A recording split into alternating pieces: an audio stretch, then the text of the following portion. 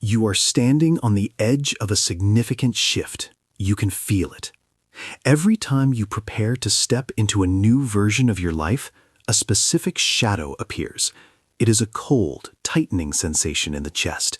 Most people call it fear. They treat it as a stop sign.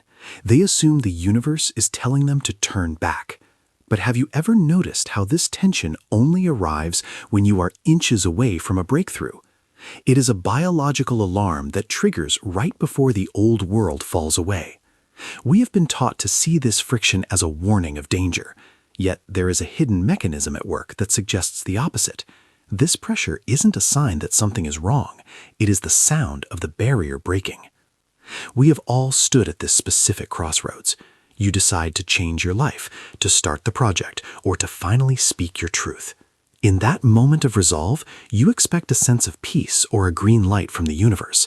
Instead, you are met with a wall of sudden irrational anxiety. It feels like the world is pushing back against your progress. You might notice how your mind immediately begins inventing reasons to delay. This pattern appears more often than we realize, often following a period of deep inspiration. Something strange happens in these moments. The closer you get to the life you actually want, the louder the resistance becomes. Many people interpret this friction as a sign of failure or a lack of alignment. They assume they have made a mistake. But this raises an interesting question. Why does the shadow always show up exactly when the light gets brighter? There is a possibility that we have overlooked the true purpose of this resistance. By the end of this exploration, you may begin seeing these signals as the very fuel you've been looking for. Think back to the times you felt most alive. Perhaps it was a sudden creative spark or a bold decision to change your career. In those moments, everything seemed to align. The right people appeared. The right information arrived. We often call this a streak of luck or simply a good phase. But then the shift happens. Just as you begin to gain real momentum, the friction returns. Unexpected delays crop up. An old insecurity resurfaces with new intensity. You might have noticed this strange consistency. The greater the potential for change, the heavier the resistance feels. Most people misinterpret this pattern as a sign to slow down, or worse, as a warning that they are overstepping their bounds. They see these obstacles as random interruptions to their growth. However, when you look closer, the repetition suggests something deeper is at work. The friction doesn't arrive when you are failing. It arrives when you are moving. This is where the pattern becomes clear. The resistance isn't an obstacle in the road. It is a feature of the road itself. It is a recurring energetic signature that appears every single time you approach a new horizon. This is where the experience begins to make sense. We have been conditioned to believe that fear and excitement are opposites. We assume that one is a green light and the other is a red one. But in the mechanics of consciousness, these two emotions are actually the same energy. The difference lies entirely in how your current belief system translates that energy. Think of it as a surge of power hitting an old circuit. If the circuit is too small for the new current, it vibrates, it heats up, it creates friction. In your life, that friction is what you feel as anxiety or dread. This reveals something important about how reality works. Fear is not a signal that you are heading in the wrong direction. It is the physical sensation of your old identity resisting a higher frequency of yourself. It is a biological translation error. When you stand at the edge of growth, your body receives a massive influx of new energy. Because this energy is unfamiliar, the ego labels it as danger to keep you safe within the known.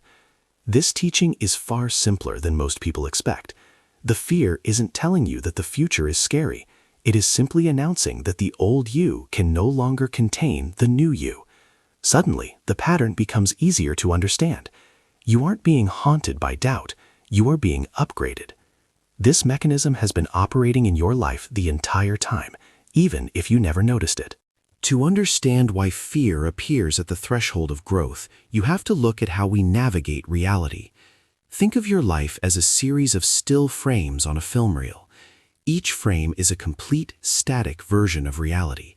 You are not moving through a single world. You are shifting your consciousness through billions of these frames every second. The frequency of your vibration determines which frame you land on next. When you follow your excitement, you are essentially tuning your radio to a higher frequency. But here is the hidden rule behind the experience. The old you and the new you exist on completely different channels. As you begin to tune into the higher station, you briefly pass through the static between the two frequencies. That static is the fear. It is the friction of the old belief system trying to interpret a signal it wasn't built to receive. This explains why the pattern behaves this way. The intensity of the fear is actually a measurement of how much you are expanding.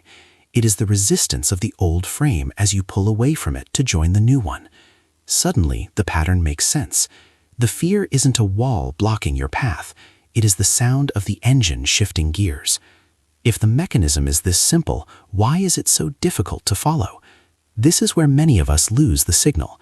The moment the surge of new energy arrives, the mind intervenes with a protective narrative. We have been conditioned to believe that maturity means avoiding risk and that safety is found in predictability. Most people make a subtle but profound mistake. They confuse this caution with wisdom. They interpret their fear as a logical warning from a responsible adult. This is the moment the inner voice begins to argue. It tells you that your excitement is just impulsiveness. It suggests that the friction you feel is a sign to stay exactly where you are. We prioritize the comfort of the known over the vibration of the unknown, effectively silencing the compass right when we need it most. How many times has caution silenced your signal of expansion? When you retreat into the familiar, the momentum of the new frame vanishes, and you find yourself back in a cycle of stagnation. This is the inner obstacle, the belief that the old world is safer than the one you are creating. If you've ever felt this internal tug-of-war, I'm curious to hear how you've experienced it in your own life. To move through the static of fear, you need a reliable method of navigation. The formula is surprisingly simple, but it requires a shift in how you prioritize your day. First, look at the options available to you right now, and choose the one that carries even a tiny spark of more excitement than the others. It doesn't need to be a life-altering mission. It can be as simple as a walk, a phone call, or a creative sketch. Act on that excitement to the best of your ability, following the thread as far as it naturally wants to go. This is how the signal becomes action. The crucial step is to then release all attachment to what the results should look like. Most people fail because they try to control the destination. But in the mechanics of reality, your excitement is the engine, not the map. This process works best when followed with light-hearted curiosity rather than the pressure to succeed. When you act on your joy without demanding a specific outcome, you stay in alignment with the higher frequency you've just tuned into. This is where the navigation begins, and the shift in your experience starts to take hold. If this perspective on reality resonates with you, consider subscribing for more explorations into how consciousness and experience interact. The shift rarely starts with something traumatic. It usually hides in the mundane choices of an ordinary afternoon. Imagine you feel a sudden, quiet curiosity to visit a bookstore you haven't entered in years. Your mind immediately offers a logical reason to stay home, but you choose to follow the spark anyway. While browsing a random shelf, you overhear a conversation or find a specific book that provides the exact solution to a problem you've been struggling with for weeks. This is often how the shift begins.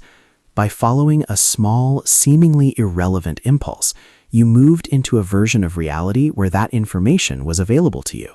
You likely have already experienced dozens of these moments without realizing their significance, dismissing them as mere coincidence. But notice the pattern. The breakthrough didn't come from forcing a result. It came from honoring a small signal of excitement. How many times has a small decision changed the direction of your day? You are actively navigating the frequency of it. This suggests something remarkable about the nature of reality.